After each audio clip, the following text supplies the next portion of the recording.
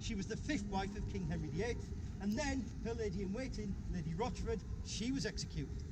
Catherine, she was executed because of her affairs with other men, both before and during her marriage to Henry.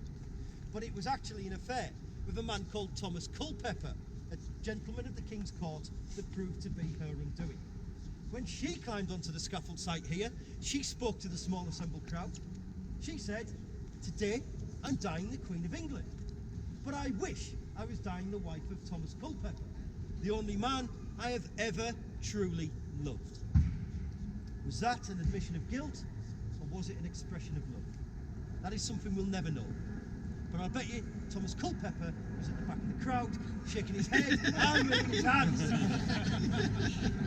Jane Boleyn, Lady Rochford, she was executed immediately afterwards. Why? Well, she was the lady-in-waiting, and she knew about her mistress's adulterous affairs, but she did not inform the king. It was then going to be 12 years before the axe fell again here, and this time the victim was the tragic, innocent, young, uncrowned queen of only 9 days, the 15-year-old Lady Jane Grey. When her cousin King Edward VI died, she was declared queen, and she was placed on the throne by ambitious relatives. She ruled in the White Tower there for only 9 days, and then the rightful heir, Queen Mary Tudor, she came back to the Tower and she took the throne by force. Jane was sent to trial for treason alongside her 19-year-old husband, Lord Guildford Dudley. They were both found guilty.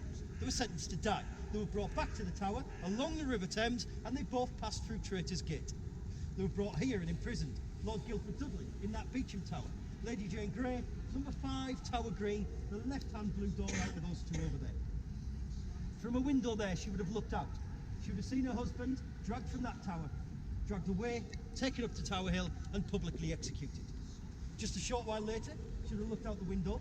She'd have seen her husband's lifeless body being brought back on a handcart, the same way we've just walked, taken to the other side of the chapel and dropped into a hole in the ground. If that wasn't anguish enough for that poor girl, she'd have also looked out the window and she would have seen the carpenters here working on the scaffold site for her own execution later that very same day. 12th of February 1554, a very sad and a very tragic day in our English history.